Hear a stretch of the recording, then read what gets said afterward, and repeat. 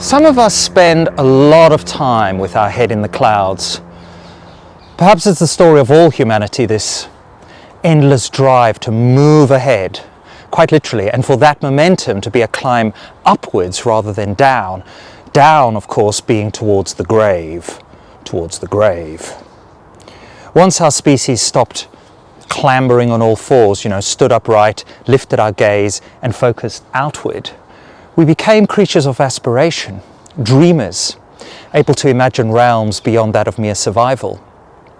In this sense, thought itself and all the thoughts that are to follow embedded in these utterances were merely byproducts of this anatomical transition, a journey from looking down in front of us, focusing, as all other animals do, on the reality of life as it is happening right here and now, to, dreaming of worlds we could not see or grasp, chasing visions in the hope that these might shape who we could become.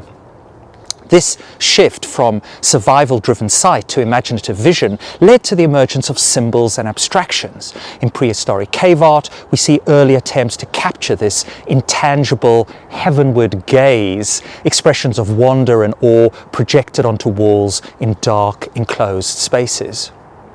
These representations served as the first steps towards abstraction, where vision was no longer tied strictly to the immediate environment, but to something more intangible.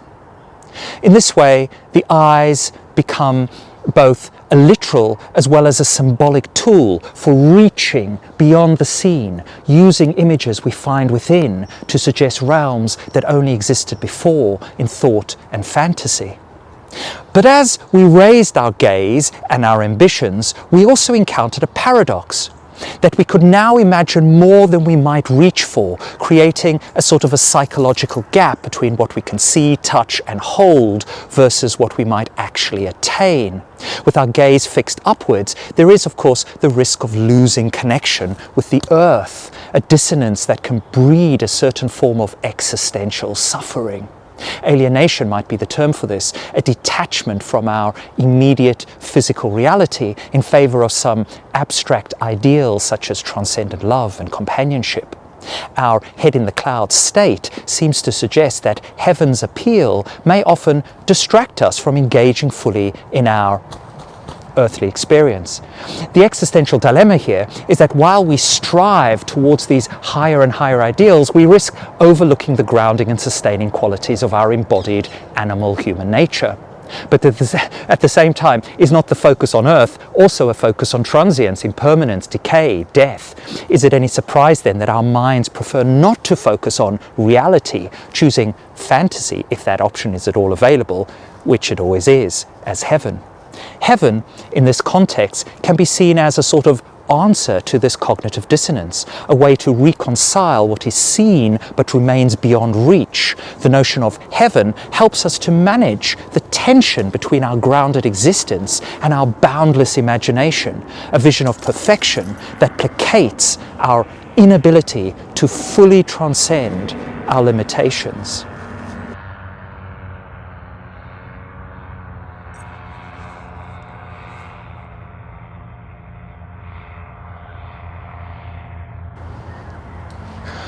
According to a 2014 Pew Research Center survey, around 72% of Americans believe in heaven, which they define as a place where people who have led good lives are eternally rewarded after death.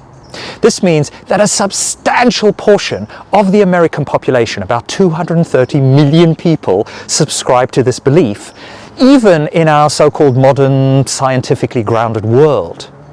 I find this kind of fascinating, yet also perplexing, that so many people hold such a view. As Ernest Becker argued in The Denial of Death, much of human behavior, from our pursuit of status to our more intimate desires, is driven by this unconscious fear of our own demise. Perhaps the widespread belief in an afterlife serves as a sort of psychological cushion against the dread of non-existence. Becker suggested that the notion of immortality, whether through religion or cultural achievements, is central to the human condition, our way of coping with the inevitable. The fear of death is primal, Watch how an ant instinctively scurries away from a hovering finger at the slightest sense of danger. Don't we all, on some fundamental level, share that same instinct? Deep down, we sense that when the lights go out, when this consciousness departs us, as it does partially in sleep and fully in death, those lights may never come back on.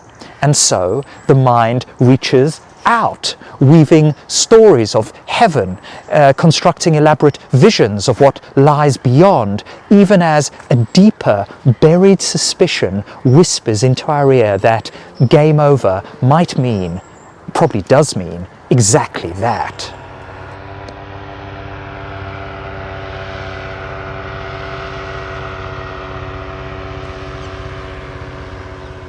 Heaven, as conceived by human beings, these conflicted, paradoxical creatures, reflects the inherent contradictions of our nature. In reviewing the vast body of human animal literature on heaven, one finds it riddled with paradoxes that mirror our own existential conflicts. Heaven is at once both supernatural and natural. While salvation is said to be for humans alone, it is also for the entire cosmos. It is simultaneously meant for all and only for the chosen. The elect are chosen by both grace and free will, emphasizing the tension between divine determinism and human anatomy, or even human autonomy. In heaven, all are equal, yet some are more exalted than others. Heaven exists in the present moment and in the distant future. It is an eternal now that exists in a sort of mode of space-time distinct from our current reality, and it also may emerge only at the end of the world. As quantum mechanics suggests that light is both wave and particle, heaven, we might say, is also static and dynamic, motion and stillness, silence and song. It begins at death, yet also at the end of the world. The heavenly paradise is both a return to the earthly paradise and a transformation into something completely new. Heaven is sometimes described as a temple, sometimes a garden, a city, a pasture, as well as just the sky itself. It is Jerusalem in both a literal and a symbolic sense, both the earthly and the heavenly Jerusalem. We are said to enter heaven immediately upon death, yet we also await its fullness at the end of time. The soul and the body are separated at death, but reunited in resurrection, where the body is both the same as it was on earth, as well as radically transformed. In heaven, we retain our individuality, and yet we are absorbed into God. Salvation is personal, yet communal. The body of Christ, the Church, the Eucharist, the historical Jesus, all merge into one symbolic reality.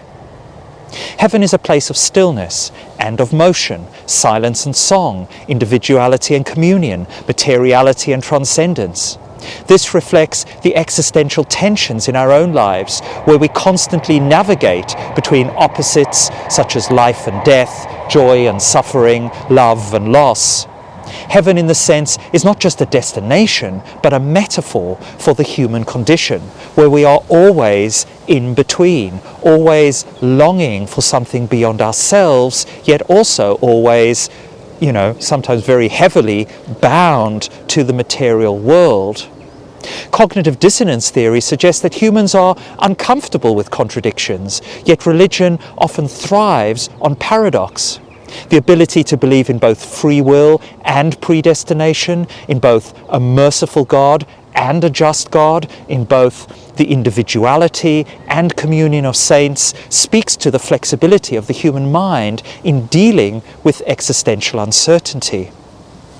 In this way, heaven, with all its paradoxes, functions as a psychological coping mechanism, helping believers reconcile the conflicts inherent in human existence.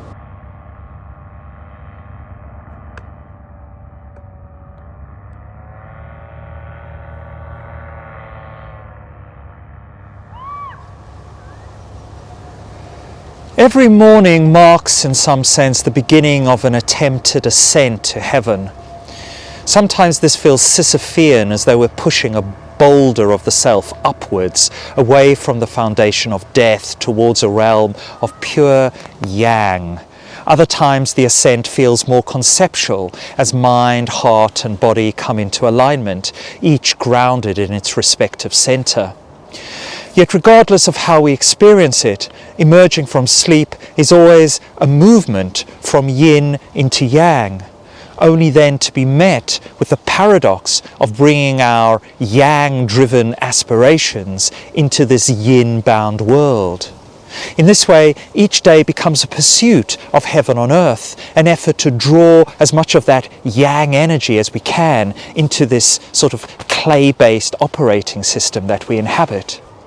In Taoist cosmology, each day opens as a new opportunity to harmonize with the Tao, a dynamic interplay of heaven and earth in unison.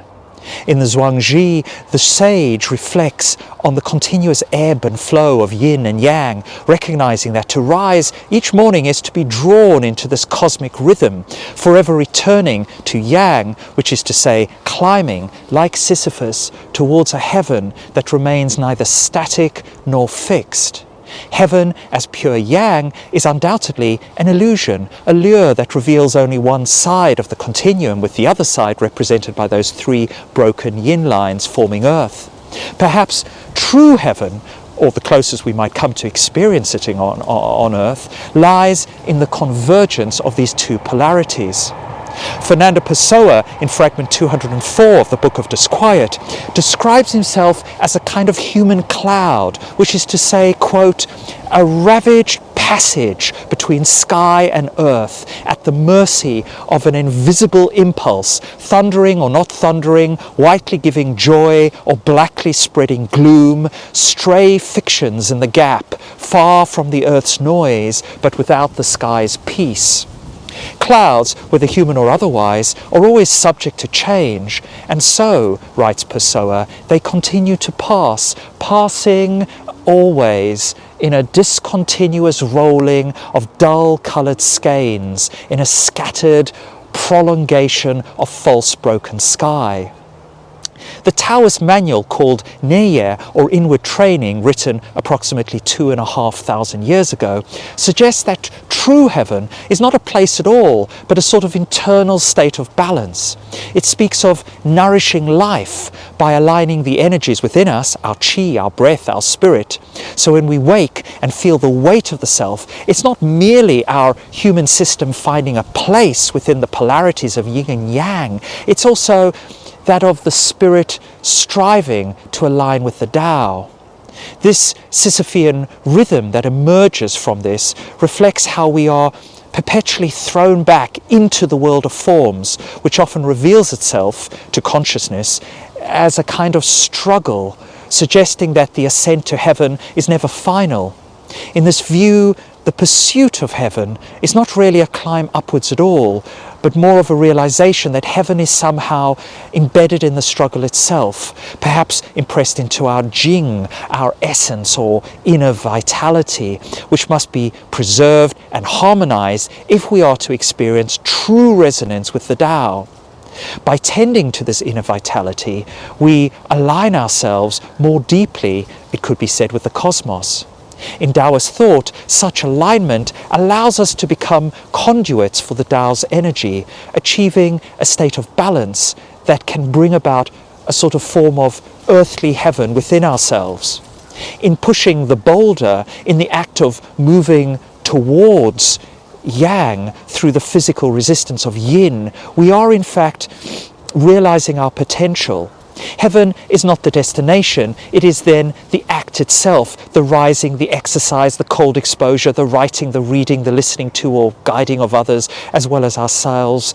Heaven, I guess, it is best to tell ourselves, is this quiet persistence in our work, the rhythm of returning each day, and that ever-renewing ascent towards the ideal or potential of yang that reveals itself only in the effort to bring this transcendent idea into some kind of embodied reality.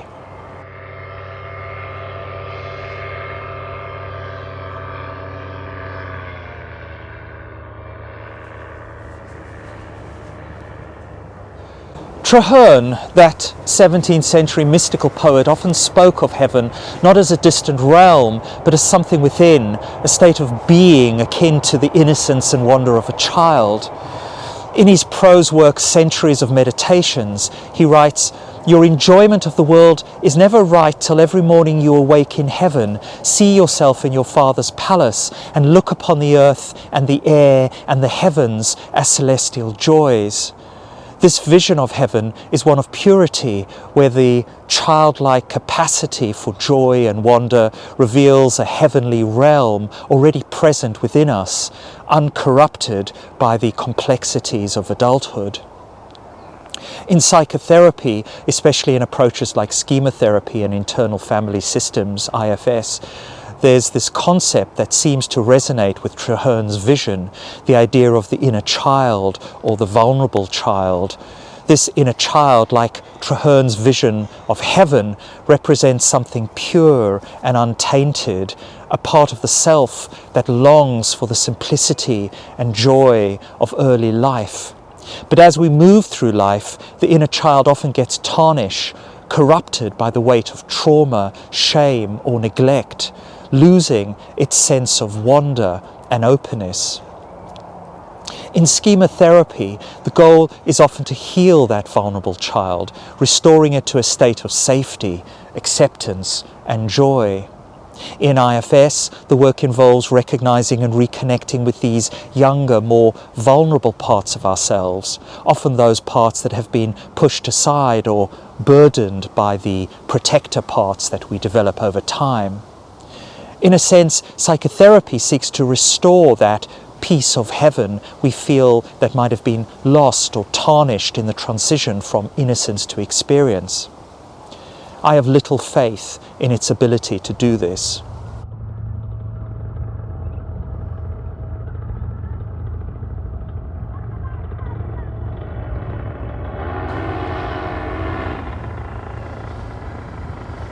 At a psychological level, heaven is of course the ultimate fantasy of wish fulfillment. It offers the promise that when we arrive there, we will encounter those we have loved on earth, as well as finally experiencing the fullness of the love between us that we may never have fully realized in our mortal lives. Human relationships are often fraught with miscommunications, betrayals, and unfulfilled desires. And the idea that heaven will provide the space for perfect reconciliation is a potent psychological balm. From a neurological standpoint, our memories of relationships are often entangled with emotional pain, regret, and longing. In heaven, however, the suggestion is that our memories might be transformed, retaining the essence of connection without the sting of hurt. This points to a sort of cognitive fantasy, you might say, of erasing emotional trauma, which also mirrors our therapeutic processes, where individuals seek to hold on to memories without the pain they once caused. In this heavenly realm, love is not finite. God's love for each of us is not diminished by his love for others, and likewise, our love for one person does not decrease our capacity to love others. Rather, love in heaven grows and intensifies the more it is shared, expanding endlessly, polyamorously. This reflects an ideal of abundance, an emotional economy in which giving to one does not take away from another. In political theory, utopian ideals often grapple with the balance between individual and communal needs, imagining societies where resources, including emotional resources like love and care, are not limited but can grow and benefit all equally.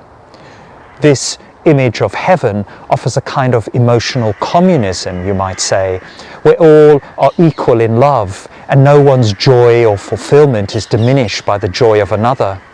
This challenges our earthly experience, where love and resources often feel like zero-sum games tied to competition and scarcity. On earth, time is linear, and with it the wounds and traumas of our relationships often accumulate and solidify, making reconciliation difficult.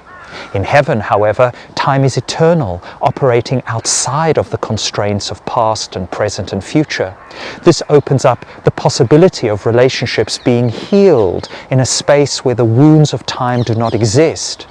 In religious eschatology, this is the hope of the apokatastasis, the restoration of all things, where every broken relationship is made whole again and every soul is reconciled in the eternal now of divine love. For the yearning heart, this is a profoundly beautiful idea, and we see it writ large from Dante onwards. Dante meets, or rather re-encounters, Beatrice in paradise, does he not? I think of meeting my own Beatrice there, who I lost on earth a few years ago.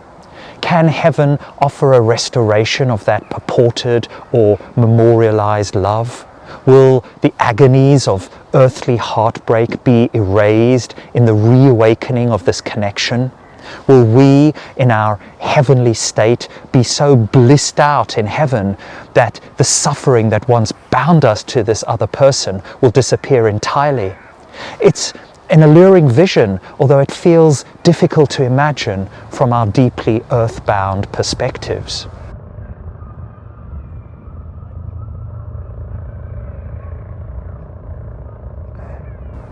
The promise of heaven, where these bonds are healed and transcended, suggests a realm in which attachment is no longer tinged with the insecurity, jealousy, or fear that often plagues relationships on earth. However, this also begs the question of whether such attachment would remain attachment at all.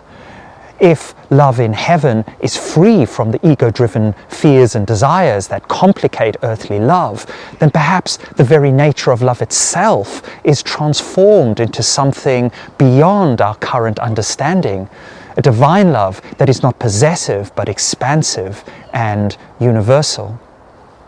Perhaps in heaven we love not as individuals clutching to one another, but as interconnected beings within a cosmic web, where the love for, one is the love for all. It is no longer tethered to time, this love. It is no longer tethered to loss or longing, but exists as a pure and eternal state of being, a union not of two, but of everyone, radiating in harmony with the divine. In such a vision, our earthly attachments might seem small, poignant echoes of a love that finds its true fulfillment not in exclusivity, but in infinite inclusivity. In The Collector, a novel by John Fowles, the protagonist, Frederick Clegg, kidnaps Miranda Gray, an art student, and holds her captive in his basement, believing that he can eventually win her love by keeping her close. However, despite his fantasies of a romantic connection, Miranda remains repulsed by him and attempts to escape multiple times. Towards the end, she falls ill, and although Clegg initially promises to seek help, he ultimately allows her to die rather than risk exposure. After her death, Clegg reflects coldly on her passing, and the novel closes with him planning to capture another woman. This novel brings into focus, long before incel was a term we were familiar with, the experience of what it's like for single folk, especially for men who feel cut off from what they perceive as heaven, the feminine embodied through some form of beauty, charm, sensuality. Men like Clegg, who are unable to access this heavenly realm through normal societal interaction, and who have to resort to taking what they desire through force, as seen in his literal capture of Miranda. For him, it is a futile attempt to possess and control heaven, just as men often construct entire lifestyles, all of these, earthly frameworks of resources, hoping to attract the grace of women, yet feeling forever at odds with the divine allure that they cannot seem to reach on their own terms. It is a very ancient archetype, perhaps the most ancient, the unattainable woman perceived as a piece of heaven that man must strive to conquer but never fully possess. In Greek mythology, we see this tension in the story of Pygmalion, a sculptor who creates a statue of the perfect woman only to fall in love with her. The difference is that in Pygmalion's case, the gods grant his desire, turning the statue into a real woman, while Clegg's pursuit of Miranda results only in destruction and death.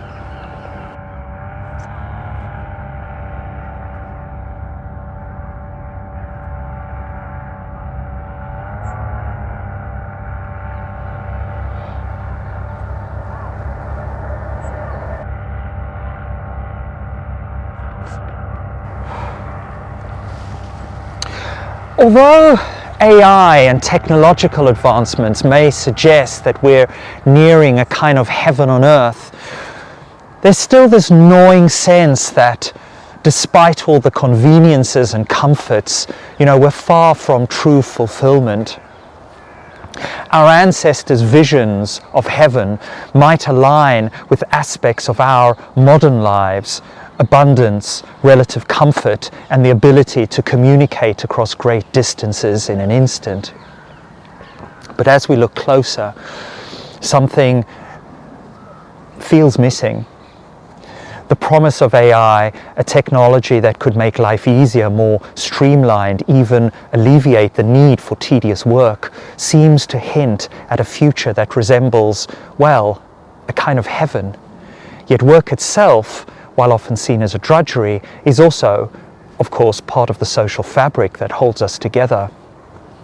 Might work in its ideal form be, a meaningful contribution to the collective good? That could be a sort of a heaven, right? Rather than this endless vacation.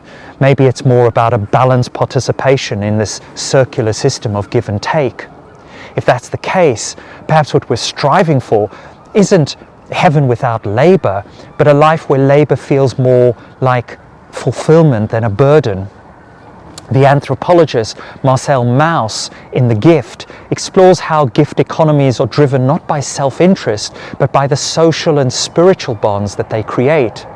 In this context, work isn't just about production for the sake of consumption, but about sustaining a community through these acts of reciprocity.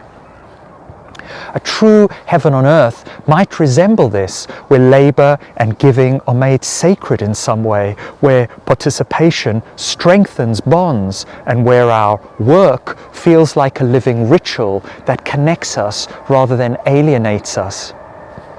The Idiot had this idea sometime in spring 2024 that this might even be possible on a platform like YouTube, if only he gave his heart and soul to this effort. Heaven, from this perspective, would be about meaningful interaction rather than passive consumption. But now, in the winter of 2024, he doesn't really believe this to be the case anymore. But he cannot stop, I guess, believing in heaven. Ernest Becker, in The Denial of Death, argues that our belief systems, whether in an afterlife, a technological utopia, or personal transcendence, are ways of denying the reality of death and our fundamental insignificance and disposability with regard to our social systems and to other human beings who partake with us in these systems. This belief in a heaven-like future brought about by technology might be the modern manifestation of Becker's immortality project. Heaven, whether through AI or traditional religion, offers an escape from mortality and the limitations of the human body. But as Becker reminds us, our terror of death is ever present, and no amount of technological advancement can ever truly assuage that fear or the foundational meaninglessness of our lives, which heaven cannot ever resolve.